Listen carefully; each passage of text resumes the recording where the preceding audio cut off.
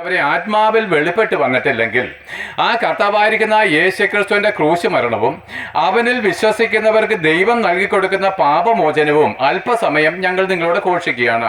എല്ലാവരും ഒന്ന് ശ്രദ്ധ വെച്ച് കേൾക്കണമേ. കാരണം എന്താണെന്നറിയാമോ, ഞാൻ ഒരു ഹിന്ദുമത വിശ്വാസത്തിൽ ജനിച്ചവനാ കേട്ടോ. ദൈവം ആരെന്നൊന്നും എനിക്കറിയത്തില്ലായിരുന്നു. ഞങ്ങളെ അപ്പനമ്മമാര് പഠിപ്പിച്ച വഴിയിൽ കൂടെ ഞങ്ങൾ നടന്നു, അതിനെ ആരാധിച്ചു, അങ്ങനെ മുമ്പോട്ട് പോയെങ്കിലും എൻ്റെ ഹൃദയത്തിൽ ഒരിക്കലും സ്വസ്ഥതയും സമാധാനവും ഇല്ലാതിരുന്നത് കൊണ്ട് ഒരിക്കൽ ആത്മഹത്യയിലേക്ക് പോകുവാൻ ഇടയായി. ആത്മഹത്യ ചെയ്യുവാൻ തീരുമാനിച്ചതിൻ്റെ ഏതാനും മണിക്കൂറുകൾക്ക് മുമ്പാണ് ഒരു ഉപദേശി എന്നെ തേടി കടന്നു വന്നിട്ട് പറഞ്ഞു, ഭയപ്പെടേണ്ട, ഞാൻ നിന്നോട് കൂടെ ഉണ്ടെന്നുള്ള വചനം പറഞ്ഞു. ആ വചനം എൻ്റെ ഹൃദയത്തിൽ ആഴമായിട്ട് അങ്ങ് പതിച്ചു. ഞാൻ യേശുക്രിസ്തുവിൽ വിശ്വസിച്ചു.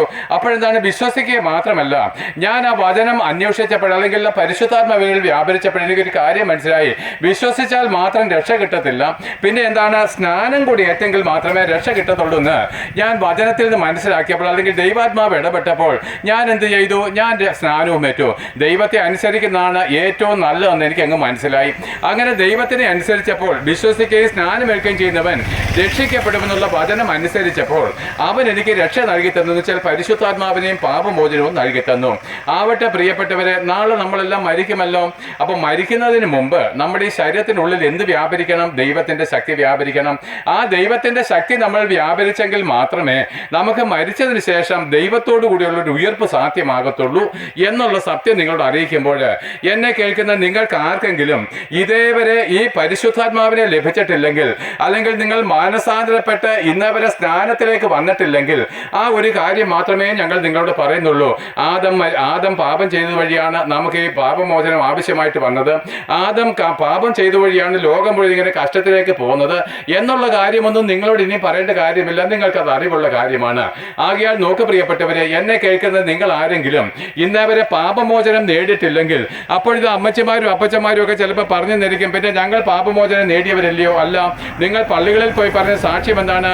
നിങ്ങൾ CSIയോ CMSോ കത്തോലിക്കരോ ഓർത്തഡോക്സോ മർത്തോമയോ ആരുമായിക്കൊള്ളട്ടെ, നിങ്ങൾ പള്ളികളിൽ പോയി പറയുന്ന സാക്ഷ്യം എന്താണെന്നറിയാമോ? നിങ്ങൾ പാപികളും ദോഷികളും എന്നാണ്. അതിന്റെ അർത്ഥം നിങ്ങൾക്ക് പാപമോചനം ലഭിച്ചിട്ടില്ല എന്നുള്ളതും, നിങ്ങൾ ഇന്ന് മരിക്കുകയാണെങ്കിൽ നരകാഗ്നിയിലേക്ക് പോവുകയാണെന്നും നിങ്ങളുടെ നാവ് തന്നെയാണ് സാക്ഷ്യം പറയുന്നത്.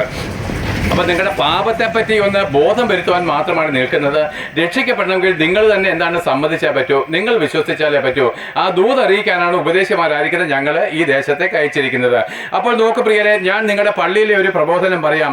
നിങ്ങൾ പള്ളിയിൽ ചെന്നിട്ട് ഇങ്ങനെ പറയും, ദൈവമേ നീ പരിശുദ്ധനാണ്, പരിശുദ്ധനാണ്, പരിശുദ്ധനാണ്, ഞങ്ങളോ പാപികളും ദോഷികളുമാണെന്ന് നിങ്ങളും നിങ്ങളുടെ പുരോഹിതന്മാരും നിങ്ങളുടെ മക്കളും നിങ്ങളുടെ പിതാക്കന്മാരും പൂർവ്വ പിതാക്കന്മാരും എല്ലാവരും ഘോഷിക്കുമ്പോൾ, ദൈവം പരിശുദ്ധനാണെന്ന് പറഞ്ഞ് അതേ നാവ് കൊണ്ട് തന്നെ നിങ്ങൾ പാപികളെന്ന് പറയുമ്പോൾ അതിന്റെ അർത്ഥം എന്തെന്നറിയാമോ?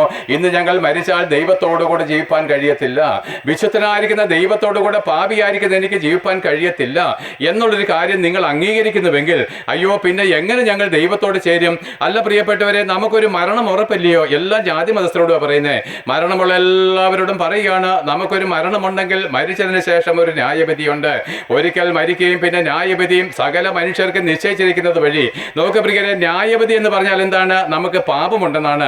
നമ്മളിലുള്ള പാപത്തെയാണ് ദൈവം ന്യായവിധിക്കുന്നത്.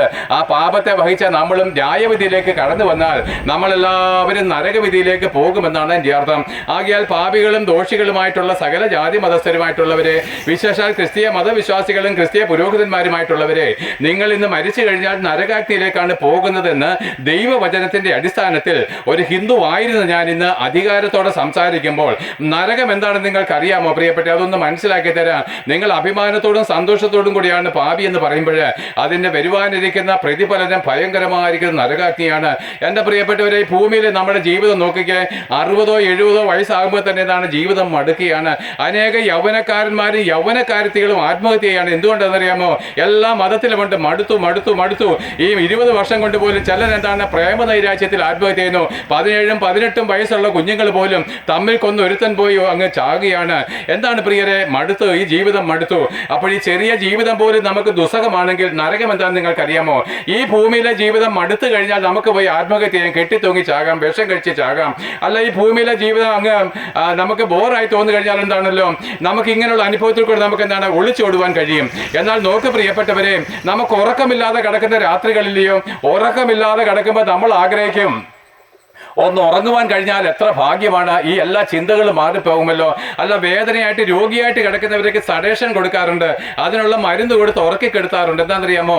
ഈ വേദനയിൽ നിന്ന് അല്പനേരത്തെ ഒരു സ്വാതന്ത്ര്യത്തിനാണ് 1-2 മണിക്കൂർ ഈ കഠിനമായിരിക്കുന്ന വേദന അനുഭവിക്കാതിരിക്കേണ്ടതിനായിട്ട് സഡേഷൻ കൊടുക്കുന്നത്. അപ്പോൾ നോക്ക്, നമ്മുടെ ശരീരത്തിലായിരിക്കുമ്പോൾ ഈ ഭൂമിയിൽ വെച്ച് എന്താണ് സഡേഷൻ കൊടുത്ത് ഉറക്കാൻ കഴിയും, അല്ലെ ഉറക്ക ഗുളിക കൊടുത്ത് നമുക്ക് അല്പനേരം ഉറങ്ങാൻ കഴിയും. എന്താണ്? ഒരു ആശ്വാസത്തിന് വേണ്ടിയിട്ടാണ്. അങ്ങനെ നമുക്ക് ആശ്വാസം താൽക്കാലികമായിട്ട് കണ്ടെത്തുവാൻ കഴിയും. എന്നാൽ നിങ്ങൾക്കൊരു കാര്യം അറിയാൻ പറയാം, ഞാൻ കരഞ്ഞുകൊണ്ട് പറയുന്ന ഒരു കാര്യം, ഒരു വെളിപ്പാട് കിട്ടിയതാണ് കഴിഞ്ഞ ദിവസം പ്രസംഗിച്ചുകൊണ്ടിരുന്നപ്പോൾ.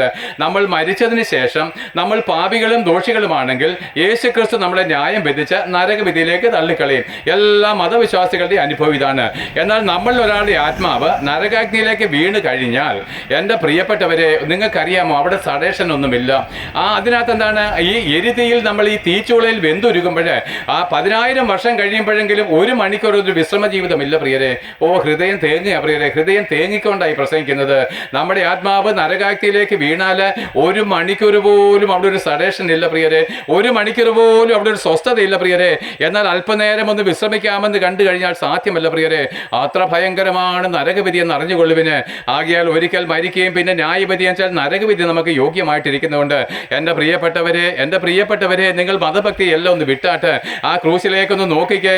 ആദം മുഖാന്തരം നമ്മളിലേക്ക് കടന്നു വന്ന പാപത്തിന്റെ ശിക്ഷയായിരിക്കുന്ന മരണത്തിന് നമ്മളെല്ലാവരും വിധിക്കപ്പെട്ടതുകൊണ്ട് നരകവിധിക്ക് യോഗ്യരാണ് പ്രിയരെ. എന്നാൽ ദൈവത്തിന്റെ സ്നേഹം എന്താണ്? കരുണാസമ്പന്നനായ ദൈവമോ നമ്മെ സ്നേഹിച്ച മഹാസ്നേഹ നിമിത്തം അതിക്രമങ്ങളാലും പാപങ്ങളാലും മരിച്ചുപോയ നമ്മളെ ദൈവം വീണ്ടെടുത്ത് പാപമോചനം നൽകി തന്ന സ്വർഗത്തിലേക്ക് കൊണ്ടുപോകാൻ ദൈവം തന്റെ പുത്രനെ യാഗം കഴിച്ചത് വഴി അതിൽ വിശ്വസിക്കുന്ന ഏവർക്കും പാപമോചനം സൗജന്യമായതുകൊണ്ട് ആ ക്രൂസിലേക്കൊന്ന് നോക്കിക്കേ. 2000 വർഷങ്ങൾക്ക് മുമ്പ് ആ ക്രൂസിൽ അവൻ കഷ്ടമേറ്റ് മരിക്കുന്നത് കണ്ടോ? അവൻ അടിയേൽക്കാൻ കാരണം നീയാണ്, അമ്മച്ചി തന്നെ, അപ്പച്ചൻ തന്നെയാണ്, നീ തന്നെയാണ്. അയ്യോ, എനിക്ക് വേണ്ടിയിട്ട്. അതെ, നാം പാപിയായിരുന്നപ്പോൾ, അല്ലെങ്കിൽ നമ്മൾ ശരീരത്തിൽ ചെയ്ത പാപത്തിന്റെ ശിക്ഷയല്ലയോ കർത്താവ് ഏറ്റത്? അങ്ങനെ നോക്ക് എൻ്റെ പ്രിയപ്പെട്ടവരെ, അങ്ങനെ നമ്മുടെ ഓരോരുത്തരുടെയും ശരീരത്തിൽ ചെയ്ത അതിക്രമ നിമിത്തമാണ് യേശുക്രിസ്തു അടിയേൽക്കുന്നതെന്നുള്ള സത്യം നിങ്ങൾ തിരിച്ചറിയണം. നമ്മുടെ അതിക്രമങ്ങൾ നിമിത്തം അവൻ അടിയേറ്റും, നമ്മുടെ അകൃത്യങ്ങൾ നിമിത്തം അവൻ ശിക്ഷയേറ്റുമിരിക്കുന്നു. ദൈവകോടതി അവനെ അടിച്ചും ശിക്ഷിച്ചു വിധിക്കുകയാണ്. എന്തുകൊണ്ട്? നമ്മുടെ പാപം ഏറ്റത് വഴി. അവൻ ആ അടി ഏറ്റില്ലെങ്കിൽ ആ അടി മുഴുവൻ നീ ആക്കേണ്ടത്. അയ്യോ, സഹിക്കാൻ പറ്റത്തില്ല, ചിന്തിപ്പാൻ പോലും കഴിയത്തില്ല പ്രിയരെ. നരകാഗ്നിയിൽ ഇതെല്ലാം ഉണ്ട് കേട്ടോ. എന്നാൽ നരകാഗ്നിയിൽ നമ്മളെ വീണ്ടെടുപ്പാൻ ദൈവപുത്രനായിരിക്കുന്ന യേശുക്രിസ്തു സ്വർഗം വിട്ട് ഇറങ്ങി വന്ന് നമ്മുടെ ഓരോരുത്തരെയും പാപത്തിന്റെ പരിഹാര ബലിയായിട്ട് അർപ്പിക്കപ്പെട്ടപ്പോൾ പിതാവായ ദൈവത്തിന്റെ കോടതി അവനെ ശിക്ഷിക്കുകയാണ്. അങ്ങനെ അടിയേറ്റ് തകർക്കപ്പെട്ടവനായിരിക്കുന്ന ക്രിസ്തു നമ്മുടെ പാപഭാരമായിരിക്കുന്ന കഴുകുമരുമല്ലിയെ ചുമന്നത്. അല്ലയോ പ്രിയപ്പെട്ട ക്രിസ്തീയ മതവിശ്വാസികളെ, നമുക്ക് യേശുക്രിസ്തുവിനേക്കാൾ ഉപരി ഇപ്പൊ സ്നേഹം ഏതിനോടാണ്? തീർച്ചയായിട്ടും ആ കുരിശ് രൂപത്തോടാണ്. ആ കുരിശ് രൂപം നമുക്ക് യേശുക്രിസ്തുവിനേക്കാൾ സ്നേഹമാണ്. യേശുക്രിസ്തുവിനേക്കാൾ ഉപരി നമ്മൾ പള്ളിയെ സ്നേഹിക്കുന്നുണ്ട്. യേശുക്രിസ്തുവിനേക്കാൾ ഉപരി നമ്മുടെ പട്ടക്കാരെ സ്നേഹിക്കുന്നുണ്ട്. അവരുടെ വ്യർത്ഥമായിരിക്കുന്ന പോഷകരമായിരിക്കുന്ന ഉപദേശങ്ങളെ കേട്ടനുസരിച്ച് യേശുക്രിസ്തു താനും സ്ത്രീഹന്മാർ കൽപ്പിച്ചതുമായിരിക്കുന്ന വചനങ്ങളെ നമ്മൾ പുറം കാലം കൊണ്ട് ഓരോ ദിവസവും അടിച്ചു കളയുകയാണ്. ആ ശിക്ഷ എന്താണ്? നരകവിധി തന്നെ. അല്ലയോ പുരോഹിതന്മാരെ, നിങ്ങളുടെ ആടുകളെ ഇനിയും വഞ്ചിക്കല്ല പ്രിയപ്പെട്ടവരെ. ദൈവമാണ്, വചനമാണ്, ബൈബിളാണ് സത്യം എന്നുള്ള കാര്യം നിങ്ങളെ അവരെ കൊണ്ട് അംഗീകരിക്കണം. അല്ല, ബൈബിൾ രണ്ടാമതാണെന്നും നമ്മുടെ സഭ പഠിപ്പിക്കുന്നതാണ് ഒന്നാമതെന്നും പറഞ്ഞുകൊണ്ട് ഈ കുഞ്ഞാടുകളെ നരകാഗ്നിയിലേക്ക് നിങ്ങൾ തള്ളിക്കളഞ്ഞു കഴിഞ്ഞാൽ ആ യേശുക്രിസ്തുവിന്റെ ന്യായവിധിയുടെ മുമ്പിൽ നിൽക്കുമ്പോൾ ഈ ഭൂമിയിൽ നിങ്ങൾക്ക് കിട്ടിയ സകല മാനത്തിനും അപമാനമായിട്ട്, അല്ലെങ്കിൽ കർത്താവ് പറഞ്ഞു, ഇപ്പോൾ ചിരിക്കുന്നവരായിട്ടുള്ളവരെ നിങ്ങൾ ദുഃഖിച്ച് കരയും. അത് ഭയങ്കരമായിരിക്കുന്ന ശിക്ഷാവിധിയിലേക്ക് നമ്മൾ പോകും. ദൈവവചനമായിരിക്കുന്ന ബൈബിളിന് വിരുദ്ധമായിട്ട് പഠിക്കുന്നവരും പഠിപ്പിക്കുന്നവരും ആചരിക്കുന്നവരും എല്ലാവരും ആ ബൈബിളിന്റെ മുമ്പിൽ, യേശുക്രിസ്തുവിന്റെ മുമ്പിൽ നരകവിധിക്ക് യോഗ്യരായിട്ട് തീരും. ആകയാൽ നോക്ക് പ്രിയരെ, അവൻ ചുമന്നു കൊണ്ടുപോയ മരക്കുരിശ് നമ്മുടെ പാപഭാരമായതുകൊണ്ട് ഇനി കുരിശ് രൂപത്തെ ചുംബിക്കുകയും നമസ്കരിക്കുകയും അതിനെ തോളത്ത് ചുമന്നവരും എല്ലാവരും കുറ്റക്കാരാ പ്രിയരെ. നിന്റെ സ്വന്തം പാപത്തെ യേശുക്രിസ്തു ഒന്ന് ചുമ്മിയതാ. ഇനി നീ അത് ചുമന്നുവെങ്കിൽ എൻ്റെ അർത്ഥം എന്താണെന്നറിയാമോ? യേശുക്രിസ്തു ഒരു കഴുകമില്ലാത്തവന്, അവൻ എനിക്കെങ്ങും വേണ്ടി മരിച്ചിട്ടില്ലേ, അവൻ എൻ്റെ പാപമൊന്നും ചുമന്നിട്ടില്ലേ, ഞാൻ തന്നെ ചുമക്കുക എന്നാണ് നീ പറയുന്നത്. ആകയാൽ ഇച്ചിരി അധികാരം ഉപയോഗിക്കുന്നുണ്ട് കേട്ടോ, ഇച്ചിരി പരിഹാസം ഇതിനകത്തുണ്ട്. എന്താണെന്നറിയാമോ? നിങ്ങൾ കാലാകാലങ്ങളായിട്ട് നിങ്ങളുടെ കരങ്ങളിൽ ദൈവവചനമായിരിക്കുന്ന ബൈബിൾ ഉണ്ടായിട്ടും ഇന്നേ വരെ നിങ്ങൾക്ക് ആ ബൈബിളിനെ അനുസരിപ്പാൻ കഴിയാത്തത് കൊണ്ടും മതഭക്തി നിങ്ങളുടെ തലയിൽ പിടിച്ചിരിക്കുന്നു, മത്ത് പിടിച്ചിരിക്കുന്നതുകൊണ്ടും നിങ്ങൾക്ക് എന്താണ് യഹൂദന്മാരെ പോലെയുള്ള ശിക്ഷാവിധി കടന്നു വരാൻ പോകുകയാണ്. ആകയാൽ യേശുക്രിസ്തു ക്രൂശിൽ മരിക്കുമ്പോൾ നമ്മുടെ പാപത്തിന്റെ ശിക്ഷയേറ്റ് മരിച്ചത് വഴി അവൻ ക്രൂശിൽ മരിക്കുമ്പോൾ തിരുശീല കീറിക്കളഞ്ഞ് ഏത് പാപിക്കും ദൈവത്തിന്റെ അടുക്കലേക്ക് നേരിട്ട് കടന്നു ചെല്ലുവാനുള്ള ആ പുതിയ വഴി തുറന്നിട്ടും ഇനിയും യാഗങ്ങളില്ല, കർമ്മങ്ങളില്ല, ആചാരങ്ങളില്ല, വഴിപാടുകളില്ല. അതുകൊണ്ട് പൗരോഹിത്യമില്ല പ്രിയരെ. പൗരോഹിത്യം ക്രൂശിൽ വെച്ച് മാറ്റിക്കളഞ്ഞതാണ്. അതായത് ഇനി വിശ്വാസത്താലുള്ള നീതീകരണം വന്നതുകൊണ്ടും ഇനിയും എന്താണ് ദൈവത്തിന് മനുഷ്യനുള്ള ശത്രുത്വം നീങ്ങുമാറെ തിരശ്ശീല കീറിപ്പോയതുകൊണ്ടും ഏത് പാപിക്കും യേശുക്രിസ്തു എനിക്ക് വേണ്ടി മരിച്ചുവെന്നുള്ള വിശ്വാസത്താൽ ദൈവത്തിന്റെ അടുക്കിലേക്ക് നേരിട്ട് കടന്നു ചെല്ലുവാൻ ദൈവം ജീവന്റെ പുതുവഴി തുറന്നത് വഴി ഇനി ബലിയില്ല പ്രിയരെ, യാഗമില്ല, നൊയമ്പുമില്ല പ്രിയരെ. ദൈവം യേശുക്രിസ്തു മുഖാന്തരം ഇതിനെല്ലാം നീക്കി കളഞ്ഞതാണ്. അതുകൊണ്ട് ഇനി പൗരോഹിത്യമില്ല. ഇനി പൗരോഹിത്യത്തിന്റെ കീഴിലാണ് നിങ്ങൾ ഇരിക്കുന്നതെങ്കിൽ യേശുക്രിസ്തുവിന്റെ ക്രൂശ് സംബന്ധിച്ച് നിങ്ങൾ ശത്രുക്കളായിട്ട് തീർന്നിരിക്കുന്നു. അതെ, ഇനിയും നിങ്ങൾ എന്താണ് യാഗങ്ങളും കർമ്മങ്ങളും ആചരിക്കുന്നുവെങ്കിൽ, ഇന്നും തിരശ്ശീലയ്ക്ക് പുറകിലിരിക്കുന്നുവെങ്കിൽ യേശുക്രിസ്തുവിന്റെ ക്രൂശ് മുഖാന്തരം ദൈവത്തിന് മുമ്പിൽ നിങ്ങൾ കുറ്റക്കാരായിട്ട് തീർന്നിരിക്കുന്നു. ആകയാൽ അവൻ മരിച്ച് അടക്കപ്പെട്ട് ഉയർത്തെഴുന്നേറ്റ് ഇനി മടങ്ങി വരുവാനുള്ള സമയമായിരിക്കാൽ അവൻ നിങ്ങളോട് ഇപ്പോഴും കരുണയുള്ളവനാകട്ടോ, ഇപ്പോഴും അവന് നിന്നോട് സ്നേഹമുണ്ട് കേട്ടോ. അതുകൊണ്ട് നീ എന്താണ് ചെയ്യേണ്ടത്? കർത്താവേ, എൻ്റെ അപ്പനും വല്യപ്പനും അവരുടെ അപ്പന്മാരും എൻ്റെ മക്കളും പുരോഹിതന്മാരും എല്ലാവരും പറയുന്നൊരു കാര്യം, ഞങ്ങൾ പാപികളാണേ പാപികളാണേ പാപികളാണെന്ന്. അങ്ങനെയാണെങ്കിൽ കർത്താവെ, നീ മരിച്ചത് ഞങ്ങളുടെ പാപമോചനത്തിന് വേണ്ടിയിട്ടല്ലയോ? അയ്യോ, ഈ വ്യർത്ഥമായിരിക്കുന്ന മതഭക്തി ഞാൻ വിട്ടുകളയുക, ഈ വ്യർത്ഥമായിരിക്കുന്ന പോഷത്തരമായിരിക്കുന്ന പൗരോഹിത്യം ഞാൻ ഉപേക്ഷിക്കുക. ഇന്ന് ഞാനൊരു തീരുമാനമെടുക്കുക. ക്രൂശിലേക്ക് നോക്കി, കർത്താവേ, നീ എൻ്റെ പാപത്തിന് പരിഹാര ബലിയായിട്ട് മരിച്ചത് വഴി ഇന്ന് മുതൽ നീ എൻ്റെ ഏകരക്ഷകനും ഏക കർത്താവുമാണ്. ഇനി മരിച്ചവരുടെ കല്ലറയിൽ പോയി ഞാൻ കുമ്പിടത്തില്ല. ഇനി നീ ചുമന്ന കുരിശുമരം തോളിൽ ചുമക്കുകയോ അതിനെ ചുംബിക്കുകയോ അതിനെ ഞാൻ മാലയുടെ ലോകത്തിലോ വെക്കത്തില്ല. ഞാൻ അതിനെല്ലാം ഉപേക്ഷിച്ച് കളയുന്നു. യേശുക്രിസ്തുവിനെ എൻ്റെ ഏകരക്ഷകനായിട്ട് ഞാൻ അംഗീകരിക്കുന്നു. അതുകൊണ്ട് അവിടുന്ന് എന്നോട് പറഞ്ഞിട്ടുണ്ട്, നിനക്ക് രക്ഷപ്പെടണമെങ്കിൽ എന്നോട് കൂടെ സ്നാനമേൽക്കണം. അങ്ങനെയല്ലേ സ്ത്രീഹന്മാർ പറഞ്ഞത്?